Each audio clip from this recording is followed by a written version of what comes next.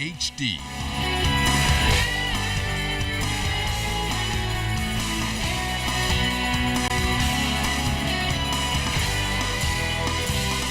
ZNS Network presents The Bahamas Tonight. This portion of the news brought to you by BTC Every Day. Government clarifying its position on the proposed National Health Insurance Plan. Good evening, everyone. I'm Charisma Robinson. And I'm Chris Saunders. Thank you so much for joining us. Yesterday, we told you about a firestorm on social media with claims that there were budget cuts in health insurance for members of the armed forces because of the introduction of national health insurance. Well, government immediately issued a statement denying those claims, and tonight we hear from the minister responsible for national insurance, the Honorable Shane Gibson, on the matter. This government, Progressive Liberal Party government, promised national health insurance to ensure that all Bahamians have access to adequate health care regardless of their social, economic, or political status. You will be aware that we are working assiduously to begin national health insurance on the 1st of January 2016. It has come to my attention, however, that there is being circulated a falsehood that once national health insurance is implemented, the government intends to reduce the benefits to the uniformed branches. This rumor is absolutely untrue. The government of the Bahamas will not, now or in the future, reduce the level of benefits to any person or group of persons currently covered in insurances paid for by the government. This year, the budget estimate of $25 million is $8 million less than the previous budget, because last year there was a surplus of around $8 million. Colina only administers the insurances for the government. This is because the government of the Bahamas provides self-insurance for public servants, such as members of parliament, senior officers, uniformed branches, doctors, nurses, teachers, among others. Whenever there's a shortfall, the government must pay. Should there be occurrences of a surplus, and there have been several, these are credited back to the government. The premiums for these existing insurances are allocated in the budget in each fiscal year and are based on claims experiences. I emphatically state again that the rumor is not true, and I shall be meeting with each of the uniformed groups to discuss their concerns and allay their fears over the next couple of days. Minister, but before you leave tonight, we have two questions. This tonight is a more stronger response than the statement issued yesterday on this topic. What's different? Well, the government the cabinet of the Bahamas just wanted to make it emphatically clear what our position was. Because even though we released a statement last night, we still continue to hear rumors of the government intending to reduce benefits to certain categories of workers, which is totally untrue. And is the government still on track to implement the National Health Insurance Scheme next year, or has that changed since then? That has not changed, and we are still on track to implement the first phase of national health insurance by January of 2016. The government, though, has revealed some figures that show that its SWIFT justice program is working. So far, for 2015, less than a dozen people have been released on bail for serious offenses. Minister of State for Legal Affairs, the Honorable Damien Gomez, made that disclosure during his contribution to the budget debate, which he supported. Jimenita Swain tonight tells us he also reveals some statistics for the number of matters that have been tried. The number of persons released on bail is often a concern as it relates to serious crimes. During his contribution to the 2015-2016 budget debate, Minister of State for Legal Affairs Damien Gomez confirmed that for the year, only a small number of persons have been granted bail for serious offenses. Of the 112 applications for bail in the category of murder, etc., only 4 of those applications resulted in bail being granted. 15 resulted in bail being denied.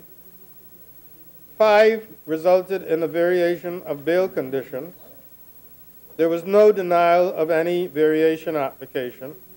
Gomez said bail was revoked once and 4 bail applications were dismissed and 64 adjournments. But he says the system is working. Mr. Speaker, if ever there was evidence that swift justice is having an effect in the category of murder matters, that statistic ought to be a comfort to the public. Those statistics were up to March. As for the 2014 bail figures, the minister said there were 1,109 bail applications. Of those bail applications, 251 of the 1,109 applicants had their bail granted, 142 had their bail denied, 70 had their bail conditions varied, 8 had their variation application denied, 10 had their bail actually revoked, and 53 applicants had their applications just outright dismissed. The 2013 numbers were slightly lower. In total, 398 persons were admitted to bail out of a total of 976 applicants. 144 persons were denied bail and remanded. 70 persons had their bail conditions varied. 5 had their bail revoked. And there were 359 adjournments of the bail application. He said what is happening now is a stark contrast from the previous administration. What the figures show is that increasingly, persons will be able to associate criminal activity with an arrest and a trial within a reasonable time in such a way that people believe that there is the rule of law in the Commonwealth of the Bahamas. And that they did not feel when we came into office, and that disconnect has to be reconnected. As it relates to criminal cases tried, 225 were set down for 2015, 200 for 2014, 127 in 2013 were tried, and 118 were heard in 2012. Gomez said the number of criminal judges, which were at 10 up to March, had an impact on tried cases. Jimenita Swain, ZNS Network News. Foreign Affairs Minister Fred Mitchell highlighted the importance of fair, equitable access to the Organization of American States for all member states during his address at the regular session of the General Assembly in Washington, D.C. Monday. He noted that the Bahamas has a vision of an OAS where all 35 sovereign states in the hemisphere can be seated around the table once again, citing a significant imbalance in the organization with regard to regional representation. Minister Mitchell said this issue should not continue. He also called for enhanced transparency and accountability for member states. The OAS remains, in our view, indispensable to the equitable and sustainable progress of the Americas. It must continue, therefore, to be the forum par excellence to resolve hemispheric political tensions. It has to remain the mechanism for member states to hold each other accountable for the values which we have jointly espoused. It must carry on as the instrument through which we create a constructive hemispheric agenda, and it has to endure as the multilateral vehicle to pool our resources, financial and human. Back here in Nassau, the world-renowned straw market in the downtown area will see a significant injection of funds to upgrade its physical structure and to propel it to the world stage. The enhancement initiative comes 3 years after the modern market opened to accommodate hundreds of vendors who were displaced by the fire back in 2001.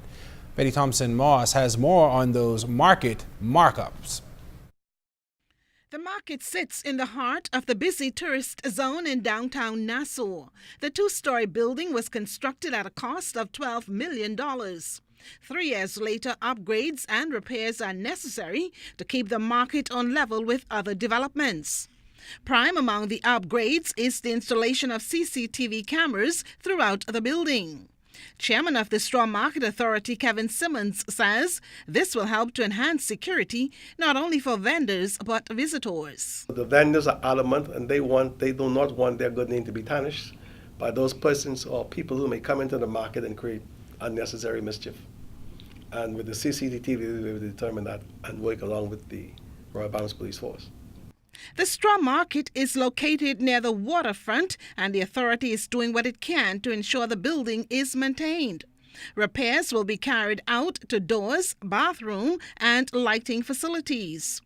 A nurses' station will also be created to cater to minor health incidents, along with a fire and safety officer's desk to deal with evacuations if necessary. The government is also examining ways to encourage visitors to spend more and to have their goods purchased in the market shipped out of the country. The government will somehow try to establish a courier service where you can order your products and the government will guarantee that they get to your destination within a reasonable period. That will help alleviate the problem of you can't take your thing back on the market, if you back on the ship. If you have to take it on the plane, you're stuck because you only allow one piece of luggage and it's only could be 40 pounds. So there are some challenging factors that governs the way the vendors do business again today. A promotion is also being pushed to allow market items to be purchased online. If you were to click on stall 350, you can see the items that's listed in 350 and you can pick the item you want, and eventually with the email address and all the particulars of that particular vendor, and if you want to make an email contact, so we have to look at e-commerce as well. So you have to move with the times. Now, vendors are also embarking on a pilot program and are accepting credit cards. This will allow for added business to the convenience of visitors. Betty Thompson-Moss, ZNS Network News. Demolition. Police look to wipe out criminals in Yellow Elder. And take two. The Bahamas going up against Guyana. You're looking at live pictures as the first quarter ends 27-18. The Bahamas up. We've got live coverage coming up right here in the Bahamas tonight. This portion of the news is brought to you by the new Shell and Letty, designed for extra miles.